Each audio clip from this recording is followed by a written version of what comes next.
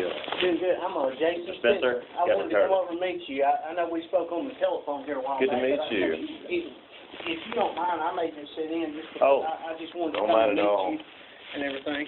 Don't mind at all. I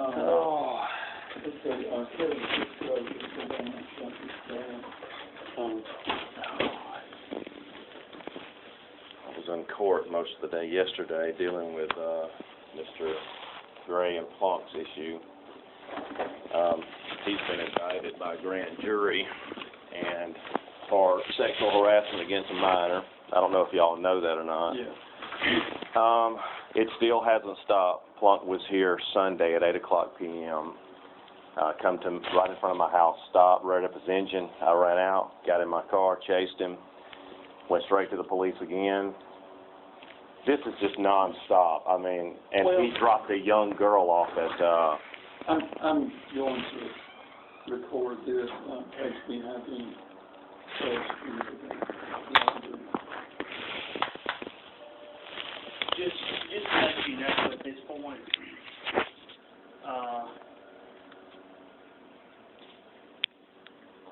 it's my understanding, and I've verified this with Roger, he's not employed on our properties anymore. Justin Plunk. Correct. And as far as him being on our properties and disturbing our tenants, that's an issue that we are going to deal with. Thank you. That's good to know. That's what the police said. They said, if this man is indicted, what is he doing on the properties where young girls are at? I said, I'm going to bring that question up, but since you brought it up, I don't have to. Well, the reason I brought it up is because you sent me that email. And, okay. And the reason that I wanted to be here today was to talk to you personally. Since you sent me that email, I wanted to. The ones I sent to my attorneys and CC'd you on? Correct. And I wanted to follow up with you, sit here and look you eye to eye and let you know what my intentions are. The main thing that I need your cooperation on is to just, all I need you to do is to follow your lease to the letter and to make sure that you are minimizing your involvement in this so that it allows us to be able to do our job with regard to Mr. Plunk and anybody else. And as long as you will follow your lease, which I've done since I've been here, and everything, then that will allow us to deal with any issues. And you know, obviously any complaints you make, we're going to try to address that just the same as we would anybody else. And you know, as far as my previous conversations with you, I feel like that, you know, you've been very reasonable in your requests, and the only thing I can ask you to do is just to continue that. And Marty is the manager out here, and I'm not trying to meddle in this, right, other than I wanted to be here to finally meet you because we've spoken by telephone. Right. I appreciate it. And I wanted to specifically address some of the things that you had in your email, and to let you know that I've spoken with Roger. Roger certifies to me that, you know, in his email to you, he claims he's still employed in all this. Talking about Plunk? Mm-hmm. That's not accurate. I never emailed him back. I never have. Good. I will never. Good. Don't. This is how he is trying every way in the world to get me to react. To get you to react, to get us to react, which I'm going to react to a certain degree. Within the means of the law, I will too. But what I want you to do is just to try not to aggravate the situation and just follow your lease. That's the only thing we can ask you to do. And we have long experience dealing with hoodlums and people that, you know, and so we can do that if you will just allow us to do that and everything. We will do that. But anyway, that's the extent of what I wanted to make sure and be here and talk with you about, is to let you know that he is not employed by Crossroads Security to my knowledge. And as far as him being on the property, that issue will soon be dealt with. That makes me feel better. He's got 2 vehicles. He's been coming to my home. I've got him on video. And he dropped off James Gray's daughter Sunday, a 14, 15-year-old girl. But these people, I can't leave my house without them coming out and screaming obscenities as I'm just driving down the road. Well, it took me a week to find out who it was. Obviously, this is a situation where I understand your complaint against them, and their complaint against you is kind of the same thing. It's just, you know. But I have a lot of proof, and here's the thing. After this all happened, it took me, when the police asked me, who is James Gray, I didn't know. Mm-hmm. So just put yourself in my shoes. I get famous. My face, my name, my videos of my music, which I typed this up. Y'all can make a copy of it. This is what's happened to me in the last 2 years out here by 4 security guards, all working for Roger Voiles. When Roger Voiles on the phone with me and you, he said something that was not true. He said, I've never met you. Remember that? Remember him saying that? Mm-hmm. He said, I wouldn't know you if I saw you out in the street or what. That's a lie. That's a lie.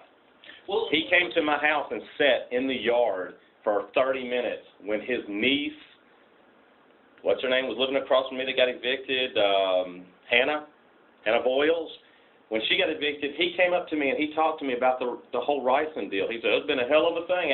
And when I said that while you were on the phone, he goes, I don't get on my knees for no man. Just immediately went into, like, defense mode. I'm like, excuse me, I'm just stating you came to my house and we talked for about half an hour. So I hallucinated that.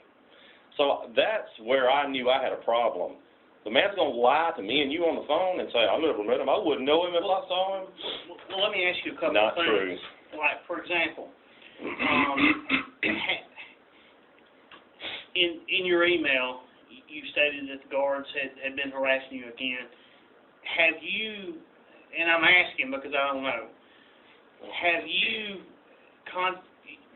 my recollection of our conversation on the telephone was that Roger told you that any issues that you had with the guards, he gave you his cell phone number. Have you followed back up directly with him? No, and nor will I. I don't trust him.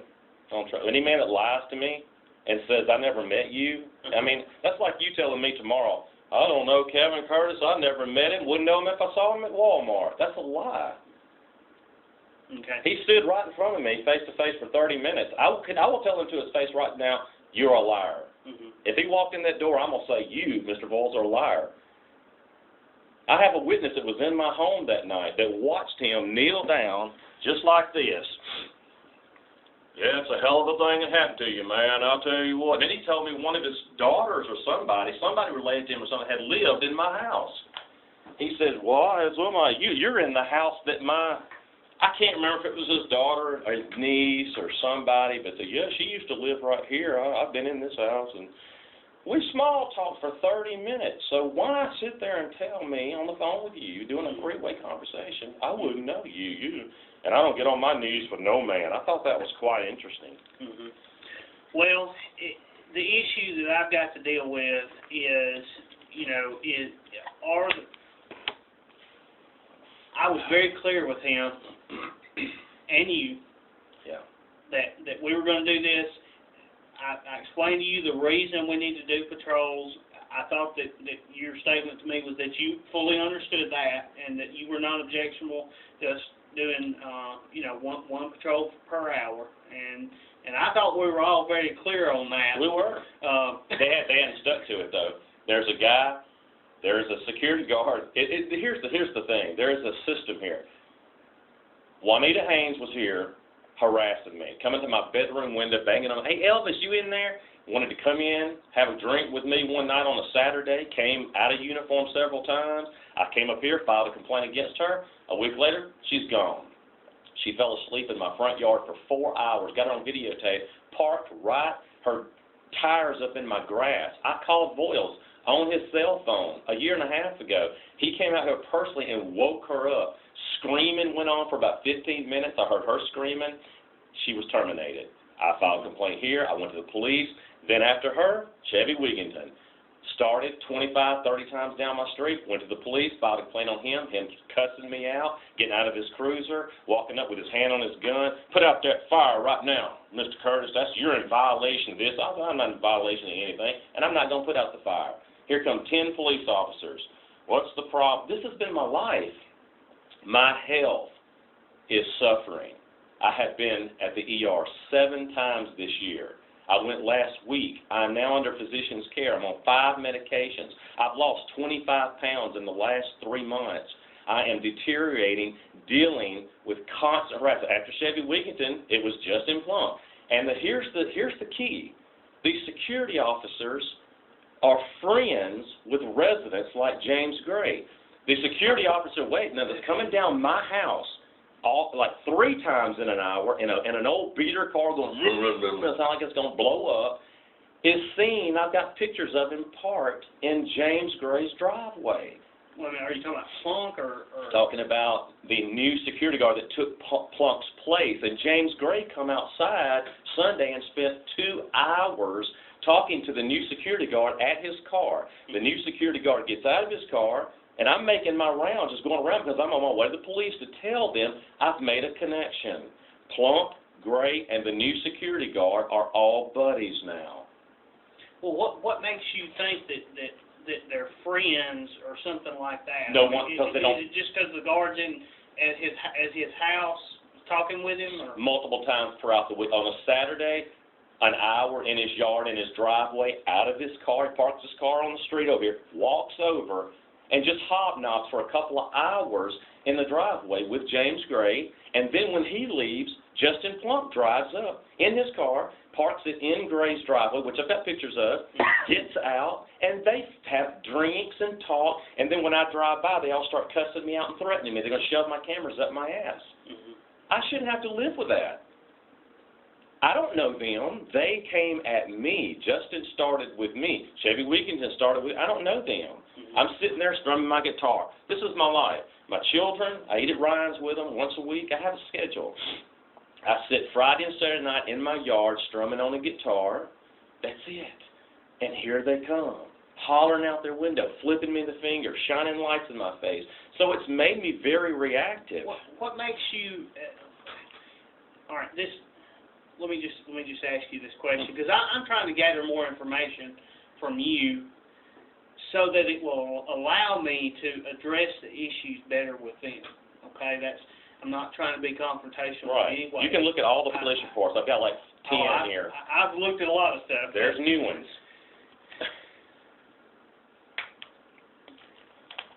You've got to kind of put yourself in what do you feel like is the root behind this harassment? I mean, why do you feel like that they are coming after you?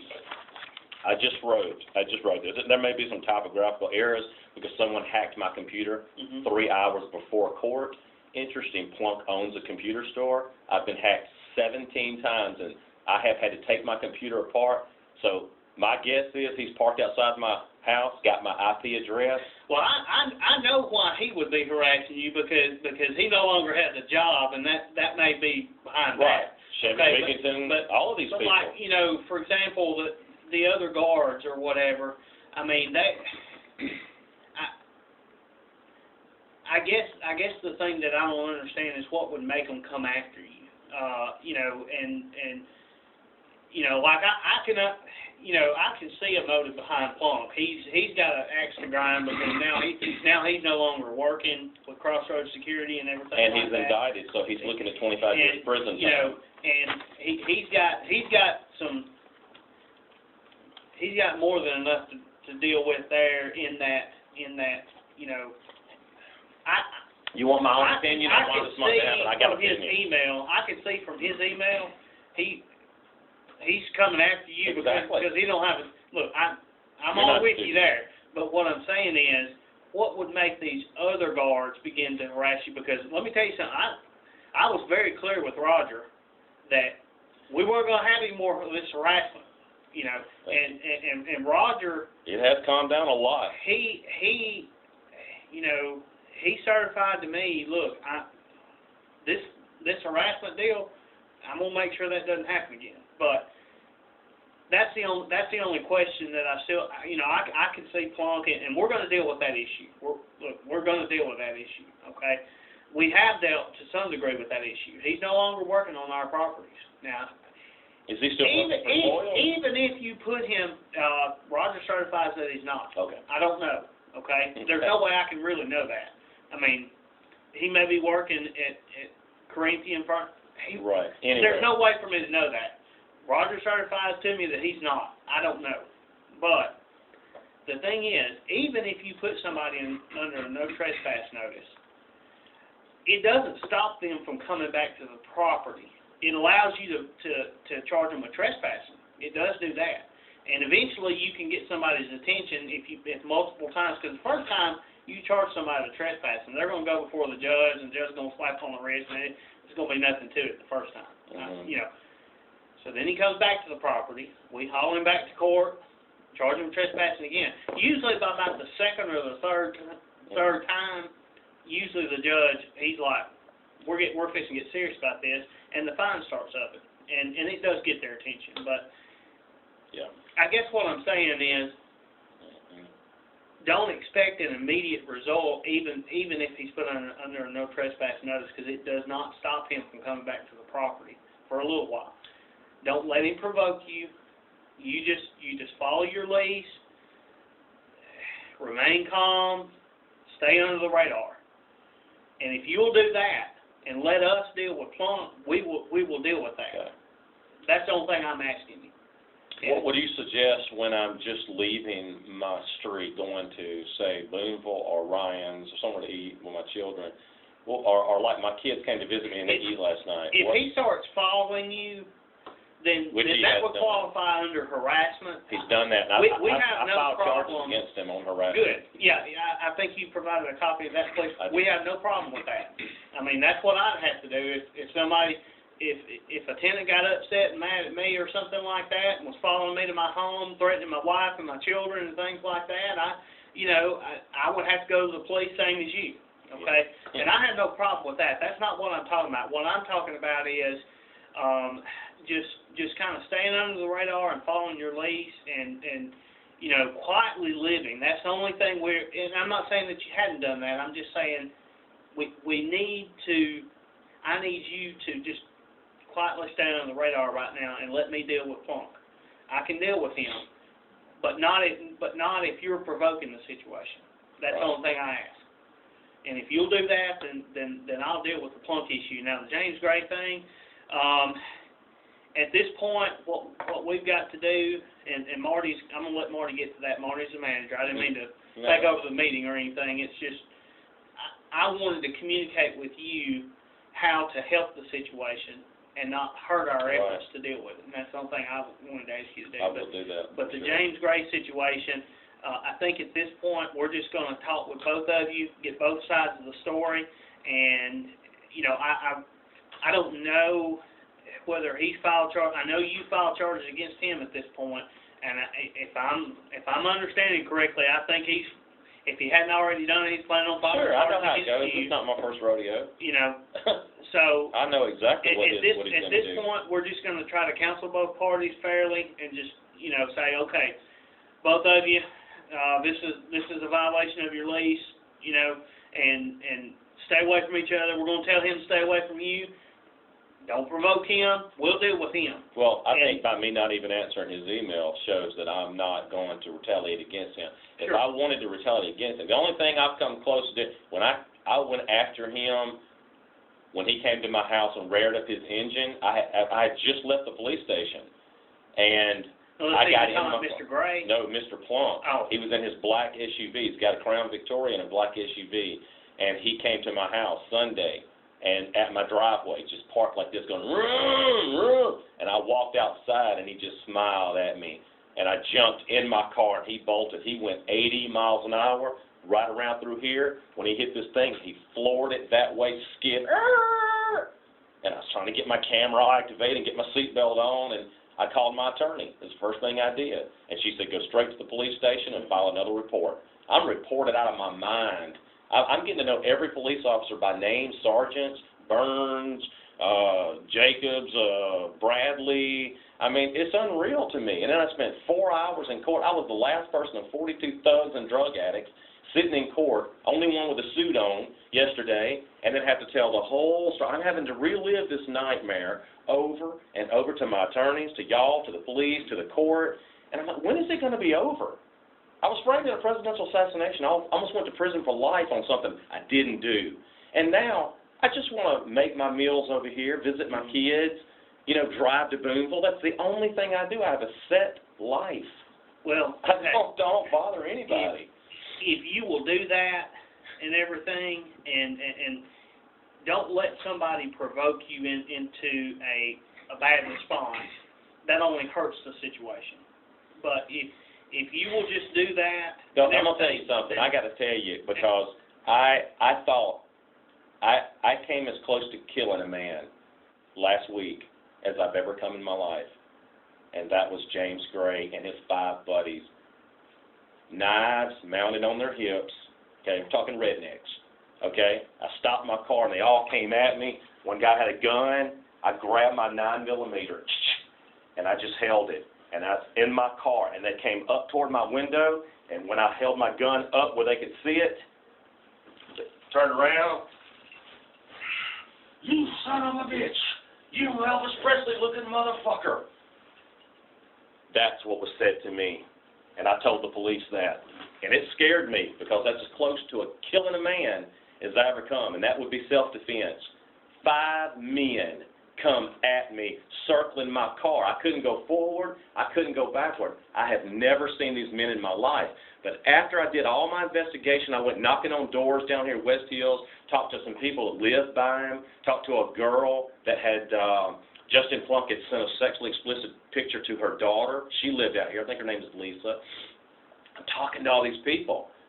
And it hit me that a year ago, when I came in from babysitting my little boy at 1:45 in the morning on a Friday or Saturday, there was 2 guys at that house where James Gray lives, because I never knew this guy, but now that it's coming in, I'm thinking about the past, the problems.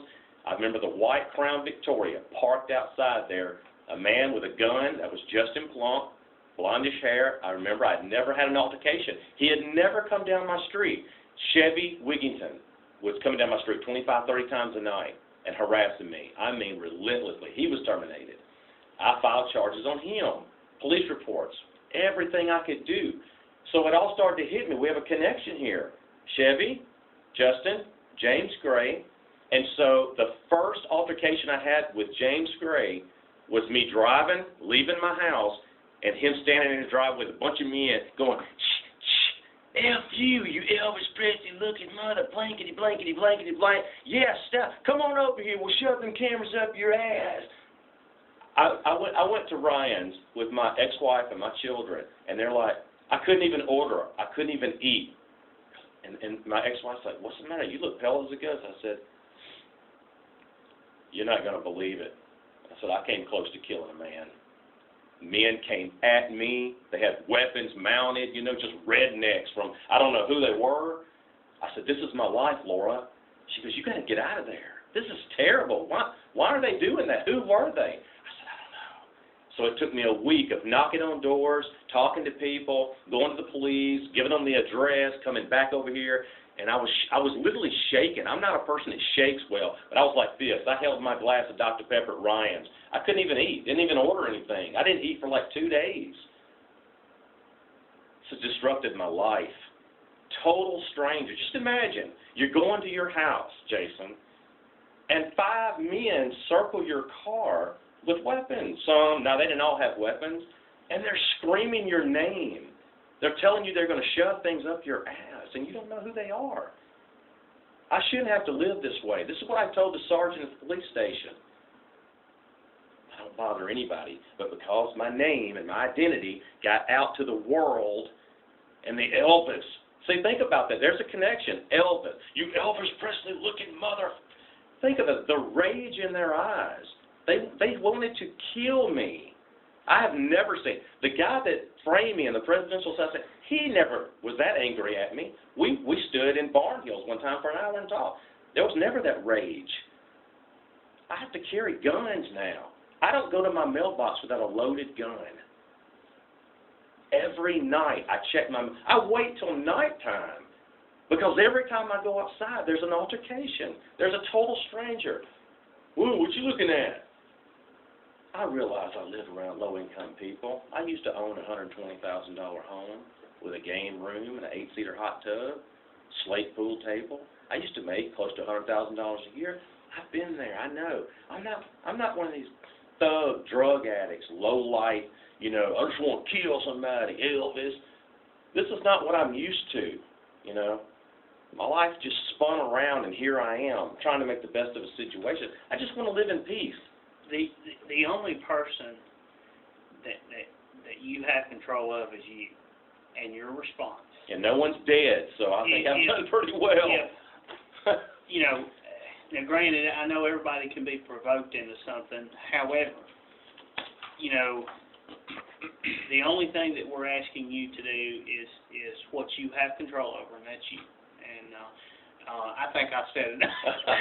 I was just wanting to come here and meet you and explain to you that I did get your email, and that the issues that you posed in that will be dealt with, and that's the main thing I wanted to do, and just come meet you and everything. And I think I've said enough. Marty, why don't you go ahead? Okay.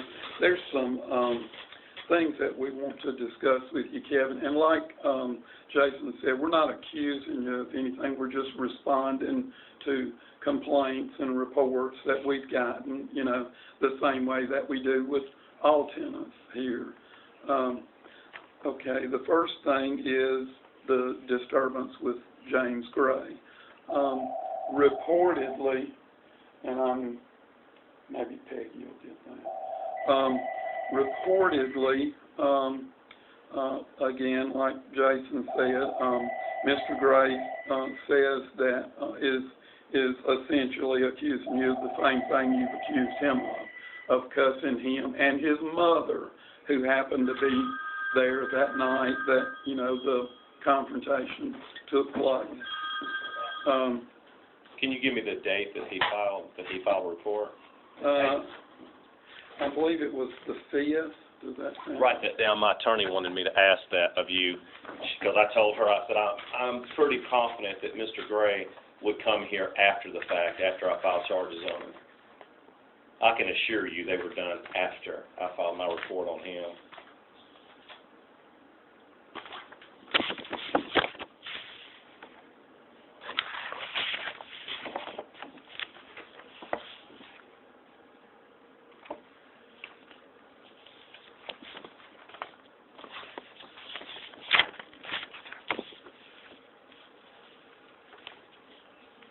Mine was a 6, May the 6th.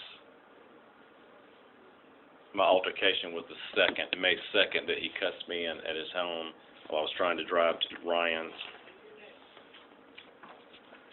So he was informed, I'm sure, by the police or someone at that point that charges had been filed. And he obviously came up here to cover himself and get a report on me, which my attorney said he would do. So she asked me to ask you to get the date on any report filed, because that's going to be very significant in court when we have a trial.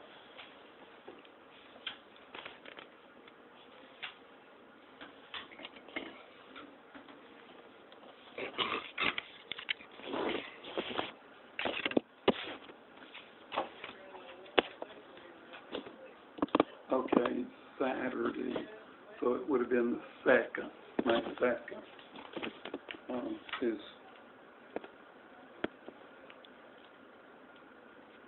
Now, wait a minute. That couldn't have been. That was a Saturday, and y'all would have closed at 5 or 4 o'clock, and this happened at 5:30.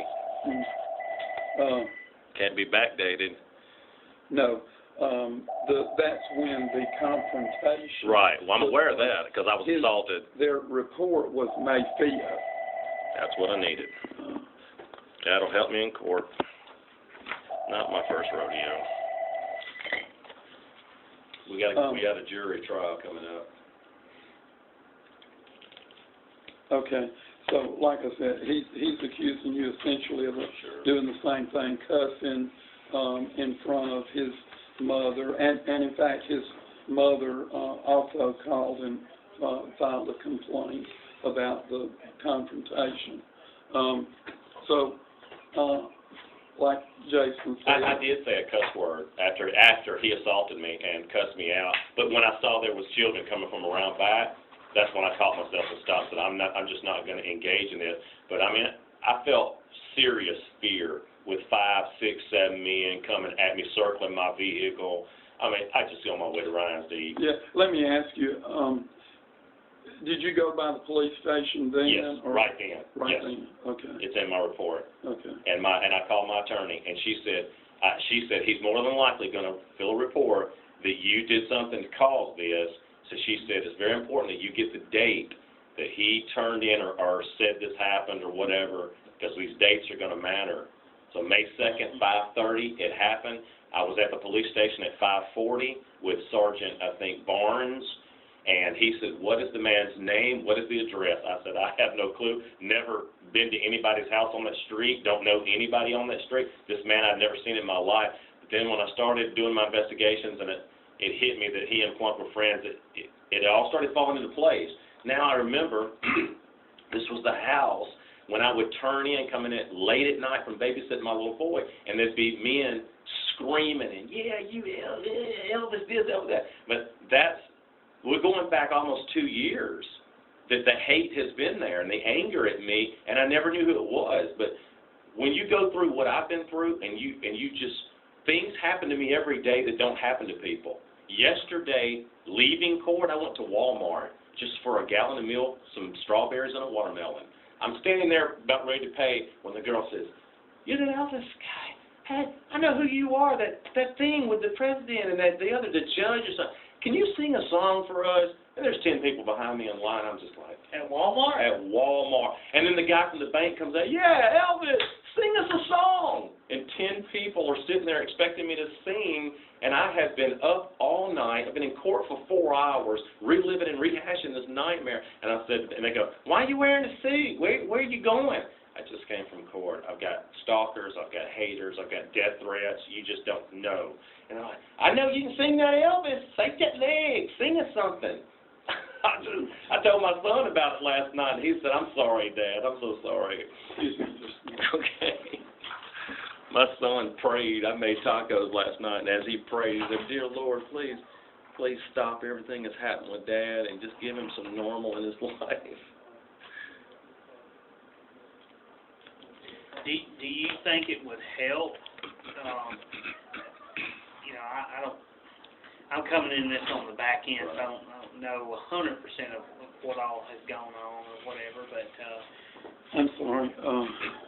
Okay. So like Jason said, don't try not to respond, or be provoked by, comments that, let them be the bad guy, in other words, As far my attorney told me, she said, "Why didn't you just drive on and not?"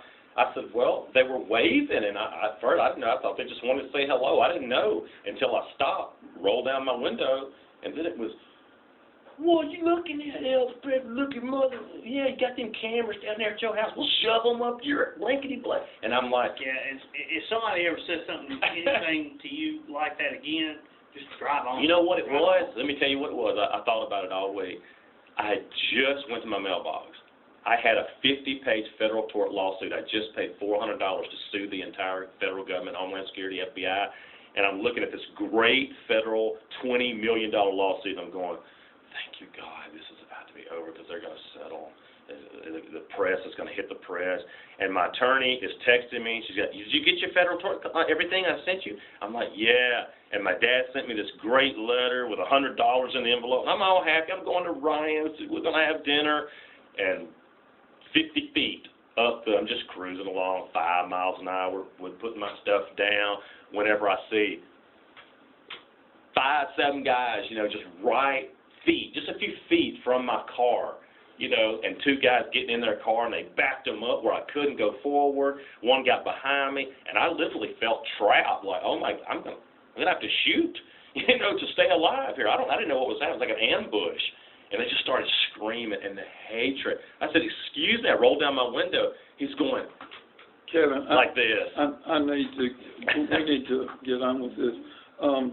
Also, video recording, it's been, we've gotten complaints about you video recording residents here, and as far as I know, that's not against the law to video record somebody unless they don't want to be video record. You know, if you're video recording residents and they don't want to be, or they don't want to be put on YouTube, you know, then that's a problem. Why would I do that?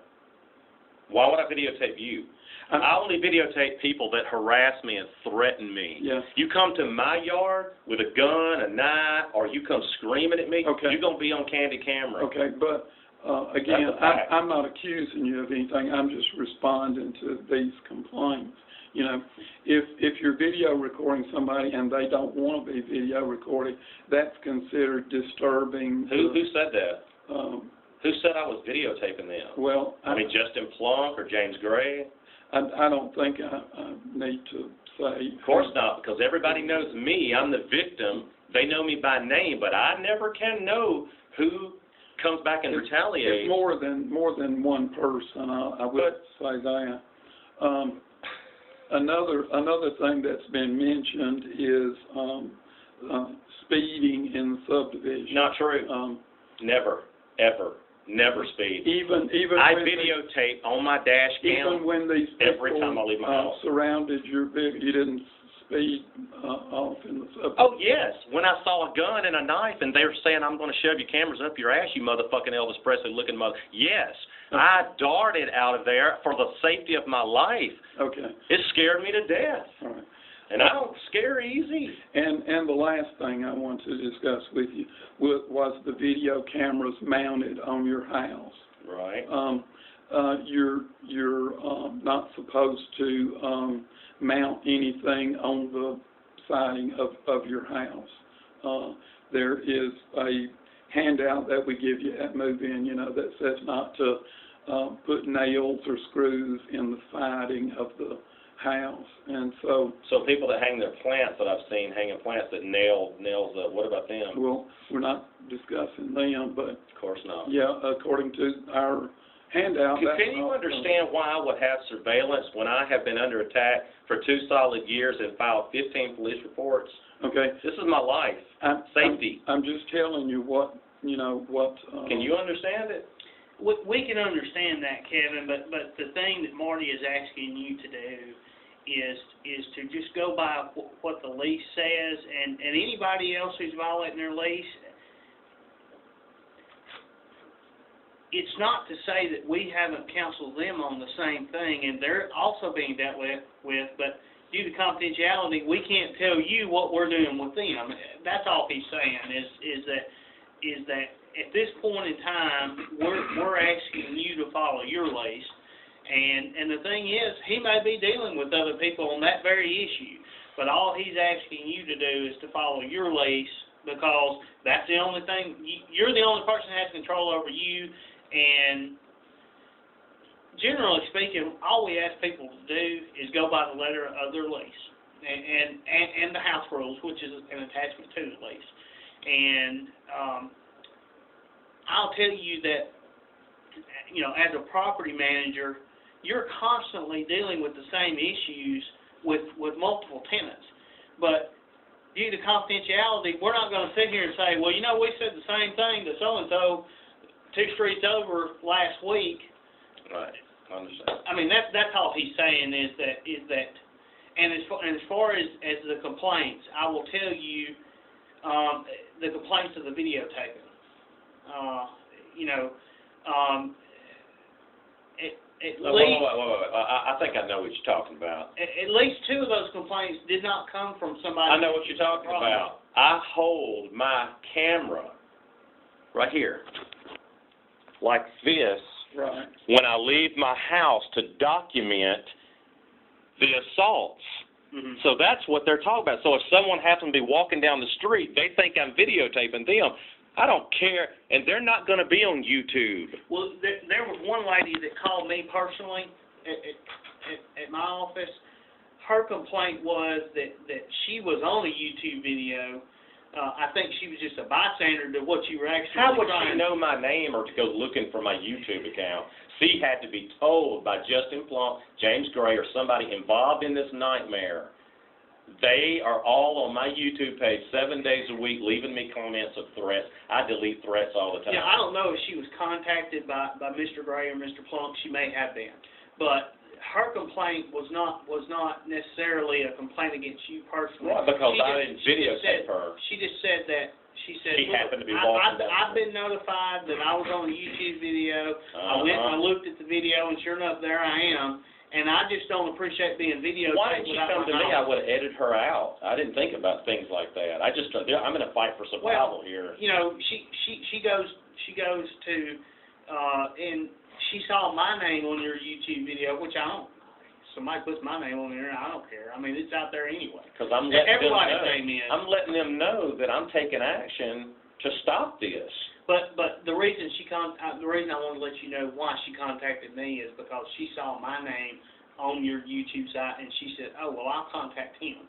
And it was not a thing to where, you know. I'm glad you mentioned this for my recording, for my attorney, because I told her, Christy Howell, you have no idea how under the microscope I am.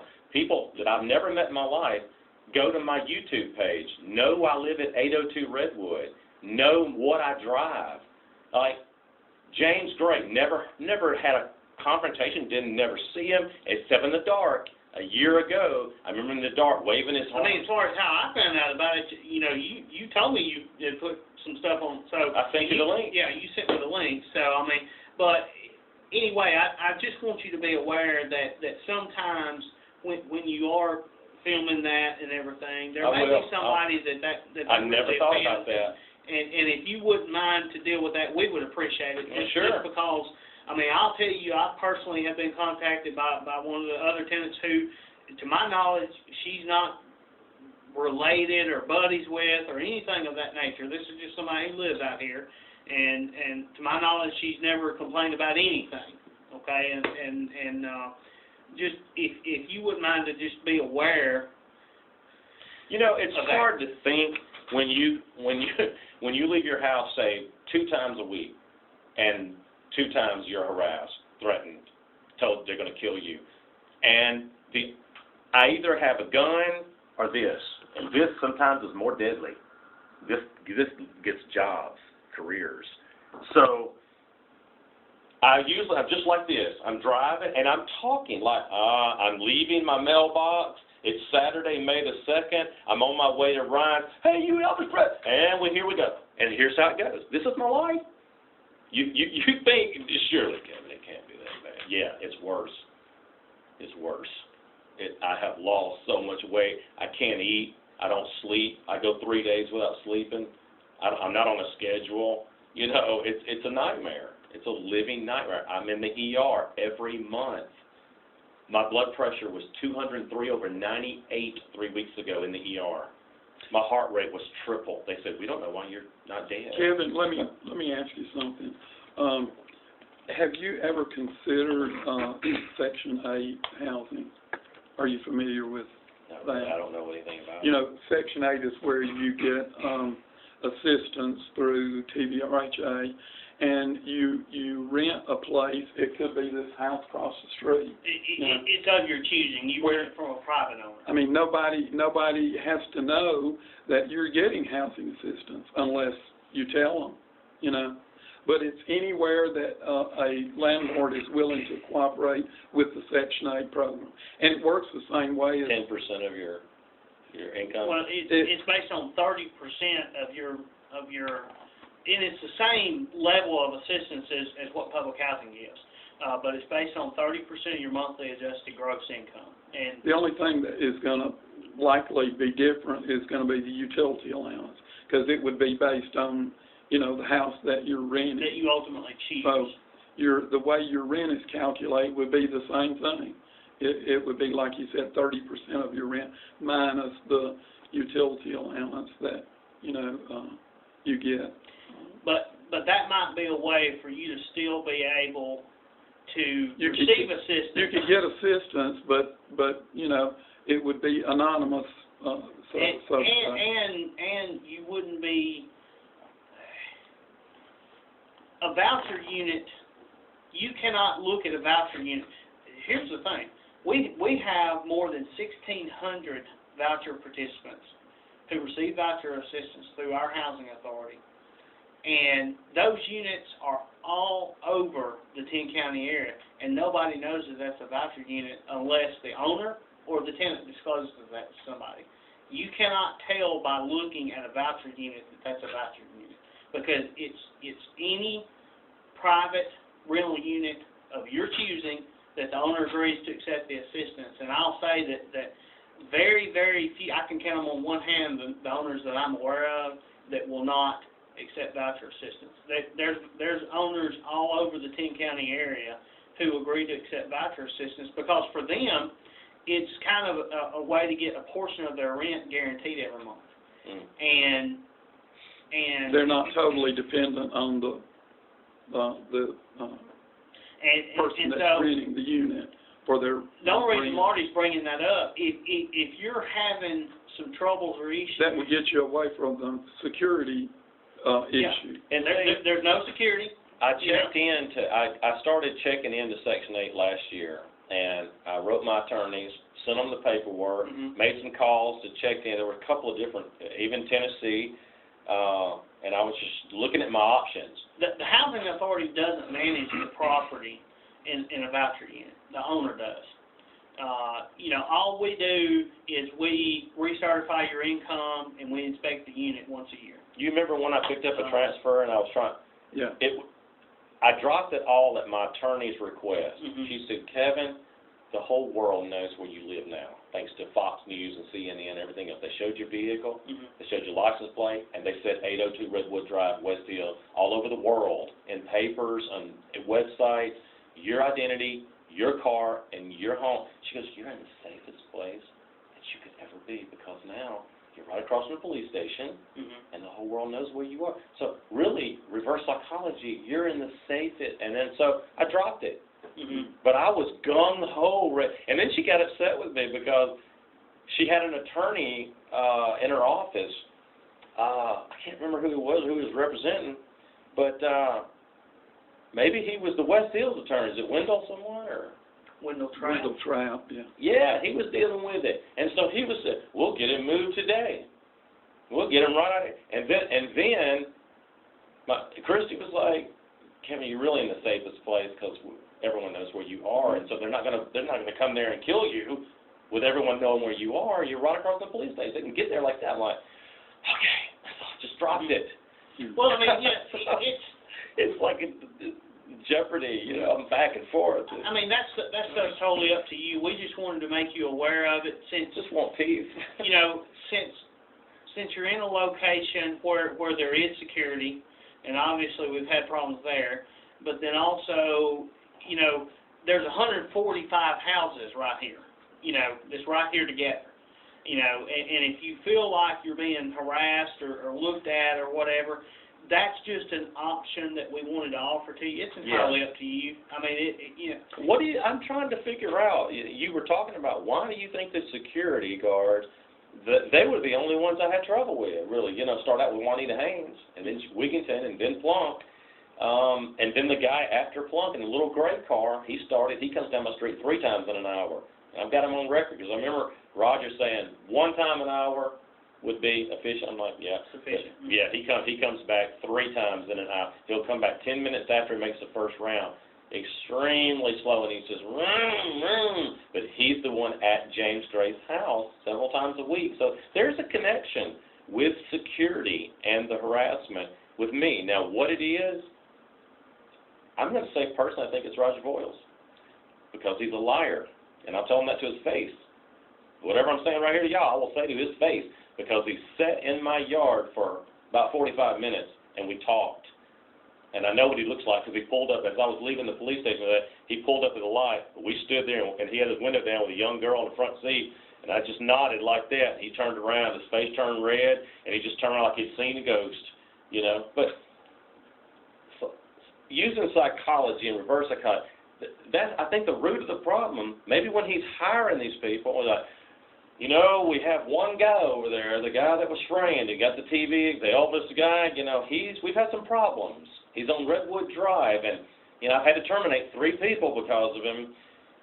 That's the only thing psychologically and logically I can think of why total strangers that work security, that are hired to protect us, would start coming down my street and giving me that extra special attention and time.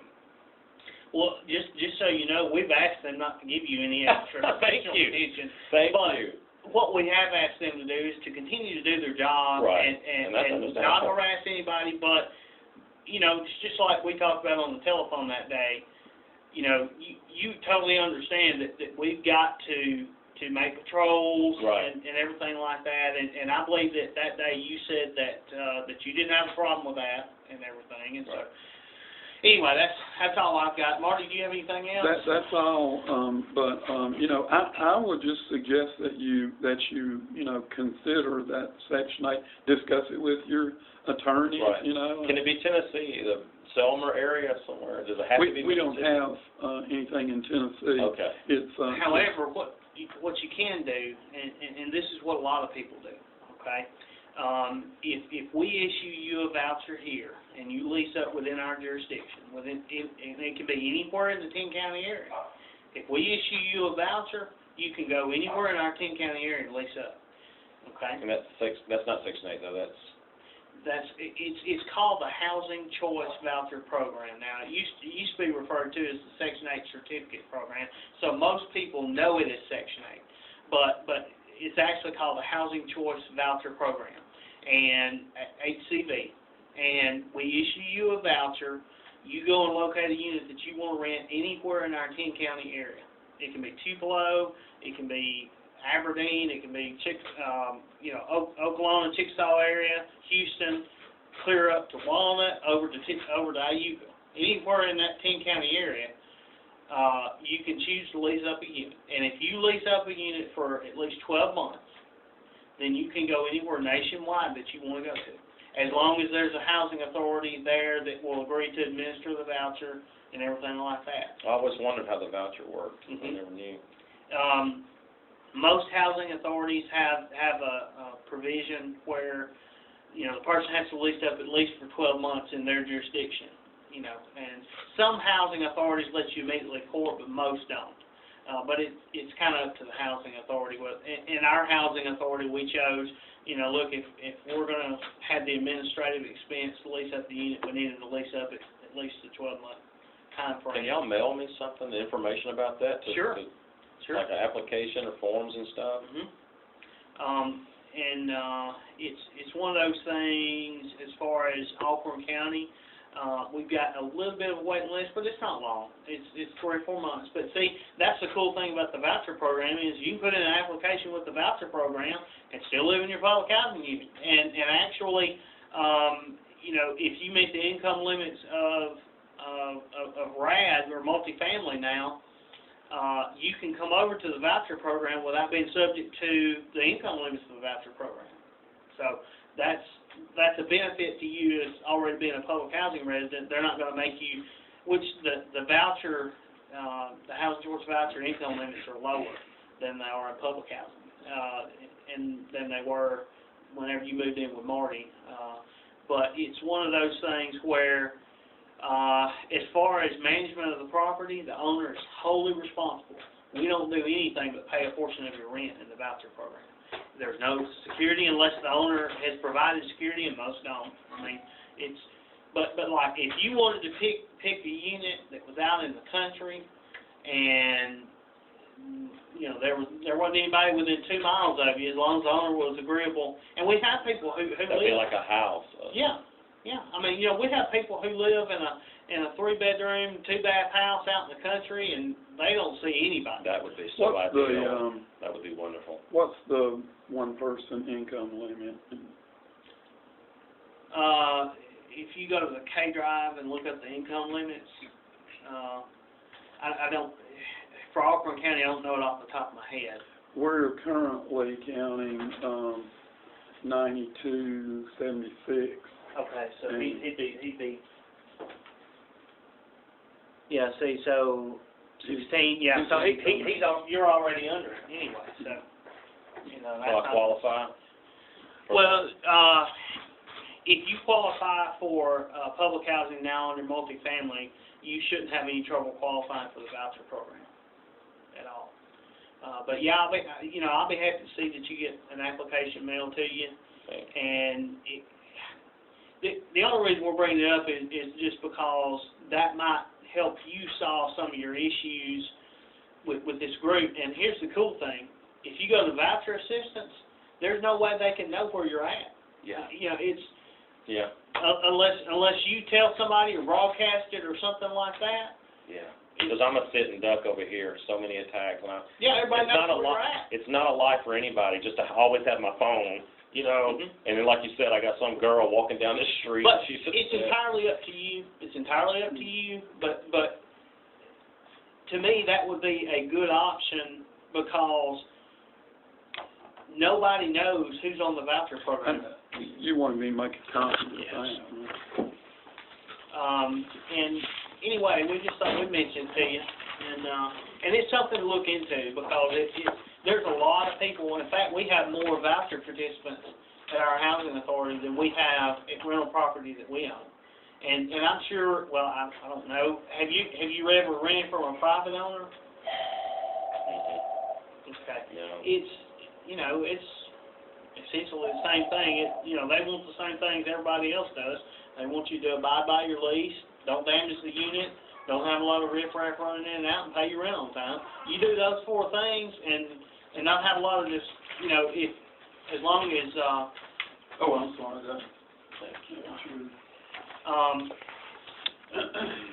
anyway, it's just one of those options that if it were me, I would probably consider it, How do I get workman's comp? You'll have to see Mary Ann about that. I don't think. Well, like I told the people, the city clerk and the police and everything, when I was taking action against James Gray was a nameless person to me. I said, I don't know who this man was. I can maybe identify him by a picture. But I had never heard of him either. He's good friends with Plunk, but I didn't know that at the fact. But I asked them, I said, I said, what do you think I should do? This is what I'm asking the police and the city clerks. And I said, y'all see this every day. I said, I just want to know what you think to diffuse this situation. Do you think that filing charges is going to make them angrier and come at me, maybe blow up my car or just get more agitated? What's I will take your advice. And they said, well, you have the option to file charges or walk away and hope it gets better. I said, but it's not getting better. I mean, it's every time I leave my house, it's escalating. I said, I'm very worried. And then some older fellow was standing here, and he was sitting by the judge just yesterday. Didn't know who he was. I guess he was a city clerk, a chancery clerk, I don't know. But he said, you need to just go ahead and file charges.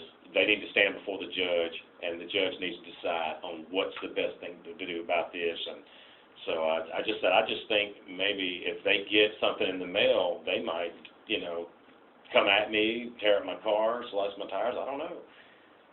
It's a chance you have to take, Sure. What, did you get burned or? No, I banged my hand against fire. Oh, that's what you meant about working with Yeah, cut me.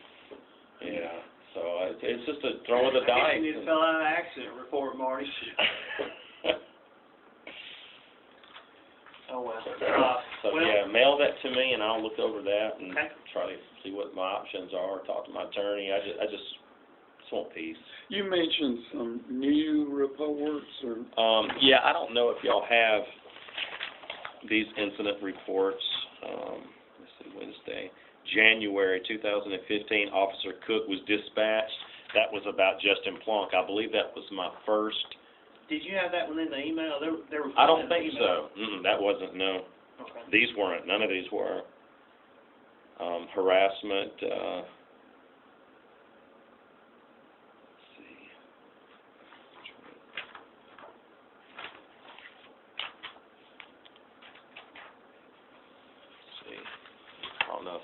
I don't think y'all have a copy of that.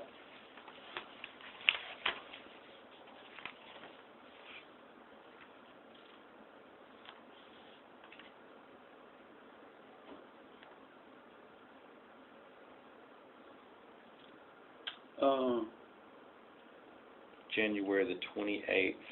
Yeah, I don't think y'all have that. I'm pretty sure that's the first time I had to go. That's when I called the police out there. And Justin came down 4 times in 5 minutes while the police was doing the report.